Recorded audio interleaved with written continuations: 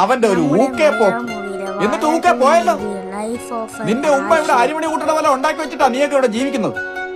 അല്ലാതെ നിന്റെ ബാപ്പ ഒന്നും ഉണ്ടാക്കി വെച്ചിട്ടില്ല ഇവിടെ നിന്ന് പോയത്. അവന്റെ ഒരു ഊക്കെ.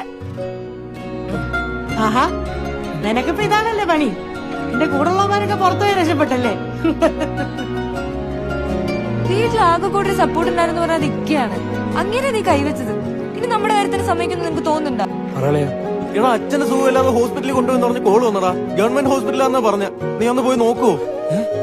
കുറച്ചു മുന്നേ. അച്ഛൻ എങ്ങനെ ഉണ്ടടാ? കുഴപ്പമൊന്നുമില്ലടാ, ഞാൻ ഇവിടെ ഇല്ലേ, നീ ടെൻഷൻ ആവാതിരി.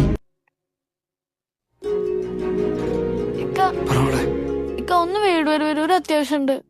അത്യാവശ്യം നേരിട്ട് പുറത്തേക്ക് ഒരു പ്രശ്നമുണ്ട്. ഇക്ക ഒന്നാലേ ശരിയാവുള്ളൂ. ഒന്ന് പെട്ടെന്ന് വായിക്കാ പ്ലീസ്. ഇക്ക ഒന്ന് വായിക്കാം. ശരി. ഇത് ഉപയോഗിക്കുമ്പോ കിട്ടുന്ന ഹയ്യൊക്കെ ഉണ്ടല്ലോ, ഇതിന്റെ കെട്ടമ്പ ലോയായി പോവും. എടാ, തലയ്ക്ക് ഭ്രാന്ത് പിടിക്കോടാ. നിന്റെ ശരീരം മനസ്സ് മാത്രമല്ല, നിന്റെ സാമാനം വരെ അടിച്ചു. സ്വന്തം അനുഭവം കൊണ്ട് പറയുന്ന. കൂടെ ഉള്ളവന്മാരൊക്കെ അങ്ങ് പോവും.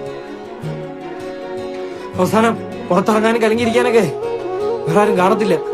കൂടെ ഉള്ളവന്മാരെല്ലാം സ്വന്തം കാര്യം നോക്കി പോയില്ലേ? നന്നാവൂ എന്നുള്ള പ്രതീക്ഷ പണ്ടേ എനിക്ക് പോയതാണ്. നീ കൺവെട്ടത്തുനിന്ന് പോയാലേ ഈ ചെറുക്കരെങ്കിലും രക്ഷപ്പെടും. ഇനിയുള്ള 4-5 വർഷം നമ്മൾ എങ്ങനെയാണോ ജീവിക്കുന്നത് അതനുസരിച്ചിരിക്കും നമ്മളെ ഭാവി. ഒറ്റ ദിവസം കൊണ്ടുണ്ടാകുന്ന ചീത്തപ്പേര് പോവാന് വർഷങ്ങളെടുക്കും.